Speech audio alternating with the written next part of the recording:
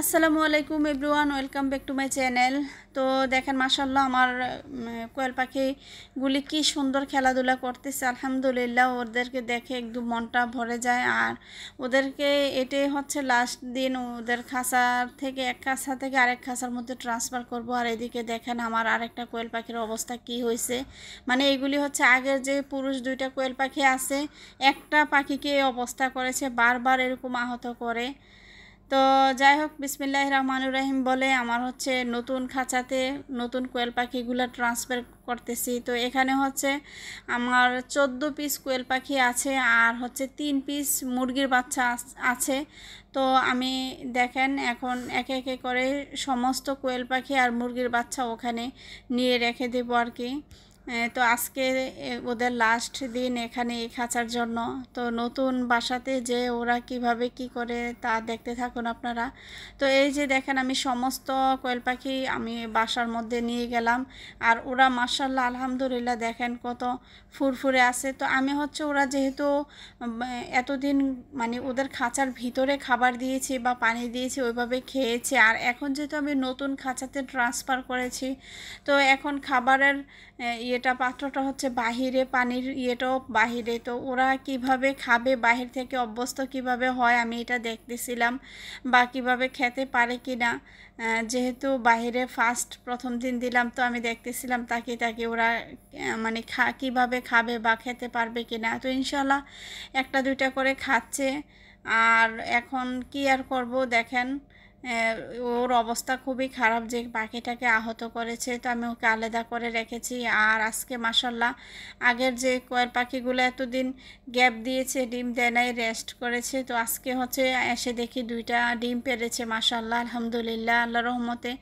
এমনিতে ওরা ভালো আছে। তো আর এই দেখেন আমার নতুন কোয়েল পাখিগুলা মাশাল্লাহ আলহামদুলিল্লাহ খুব সুন্দর করে বাহিরে ওদেরকে একেবারে আমি মানে খাবার দিয়েছে, খাবারের যে কৌটাটা মানে পাইপটা আছে এটা একদম নিচে দিয়েছি, সুন্দর করে খাচ্ছে আলহামদুলিল্লাহ।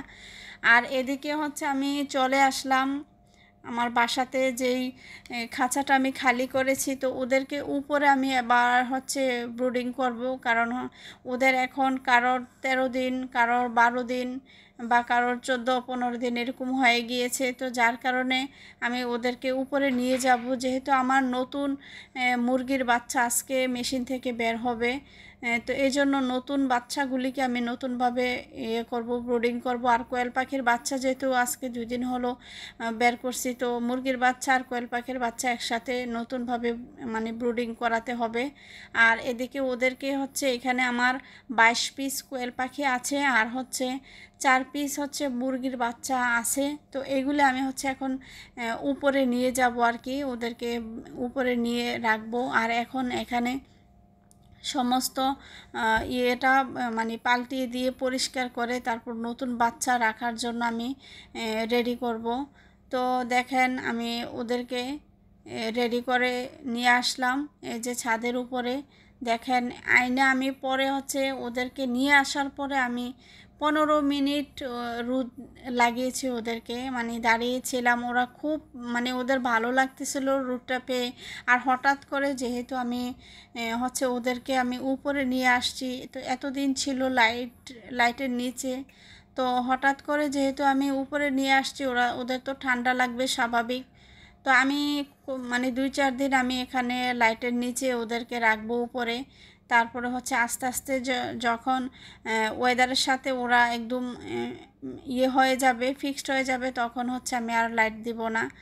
তো দেখেন আমি লাইট জ্বালিয়ে দিয়েছি দিনের বেলা, রাত্রের বেলা কন্টিনিউ এটা ব্রুডিং সিস্টেমে লাইটটা চলতে থাকবে, এখানে ব্রুডিং হবে।